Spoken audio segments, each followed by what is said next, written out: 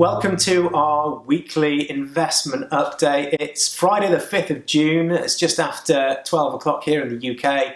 My name's Chris Marshall. I'm Head of Investment Strategy at Dragon Investment Managers. And as we do on these very short weekly videos, it's nice just to look back over the past 5 trading sessions or so and really pull out some of the big themes or market data points or even news which has been coming through.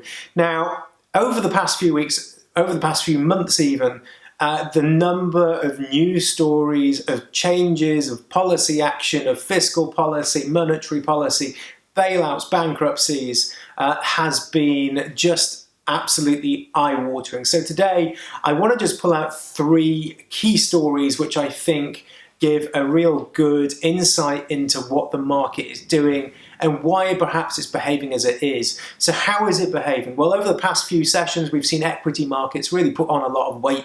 We've seen risk come back to those. Europe has actually been one of the best performing regions over the past week or so. We've seen Europe put on about 9% this week, and some of that was to do with really kind of catching up with the US, but a lot was to do with central bank action as well as some fiscal measures coming out from some of the countries too, combined with, of course, the reopening of borders, the movement of people. And so the 3 stories I really want to look at, 2 involve central bankers. We've got Lagarde and we've got Powell, and then the third one is really the optimistic story of kind of the green shoots which are coming from the mobility of people, which we've said for the last few weeks is the catalyst to getting markets back online, to getting the economy back online, and to actually come back to some kind of normality. So let's start with Lagarde. So Lagarde came out a couple of days ago now announcing the ECB's extension of their PEPP program, the bond buying program. Firstly, that it was going to be extended until June 2021, which is a lot longer than originally thought. Secondly, that it was higher than some of the analysts' expectations, expecting 500 billion. It was actually coming out at 600.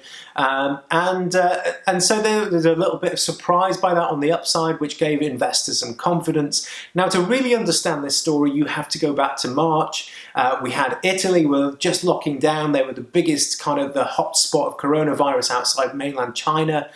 And we saw their financing rate, so the yield on the 10-year Italian bond go from about 1.1 to about 2.3. And the reason was that firstly, they were going into lockdown, they were guaranteeing almost recession in Italy, and secondly, you had ECB step away and not come to their assistance. In fact, you had Lagarde say, it's not our job to look after credit spreads. Now, in central banking speak, that means Italy, you're on your own, we're not there to guarantee or act as a guarantor to your sovereign debt.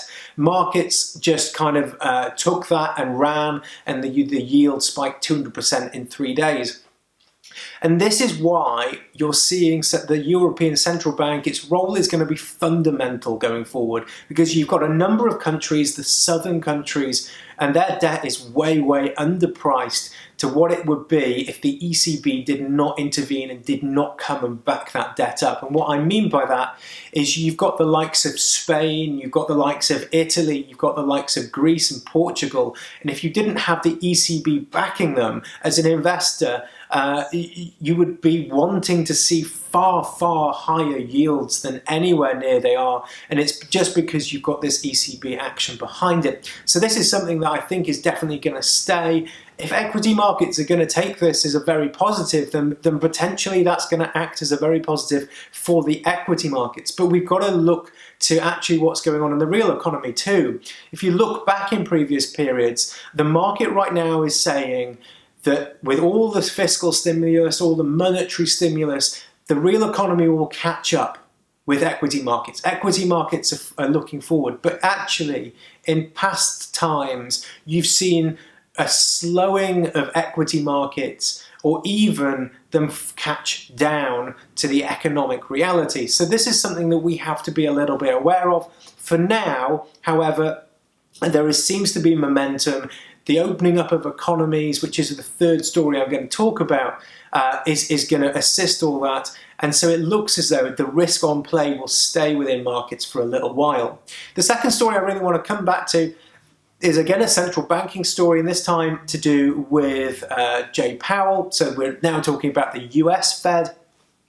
And what the US Fed has done, much like the ECB that we were just talking about, is they've removed one of the massive risks from equity markets and bond markets, and that is they removed liquidity risk. And that really is a risk where the financial system just freezes up as it did in 2008 under the great financial crisis. But liquidity risk is not the only risk. There's another massive risk, there's lots of other risks, but one of the big ones we need to be aware of is solvency risk. And that is, can companies actually afford to pay for the debt that they have on their books? Now, at the moment, the credit lines, the reduction in borrowing costs, all these things are going to help make sure solvency risk is pushed down the road, but it's something, again, which is not being priced into markets. Maybe this does not come to actually bear down on companies. Hopefully the opening up of economies and the cash flows all come through in time, but solvency risk is one of those risks which the market is not pricing in and could have a catastrophic event if it was to come through, because it's not to do with central banking policy. It then comes back to actually governments need to step up and completely change how they are approaching this.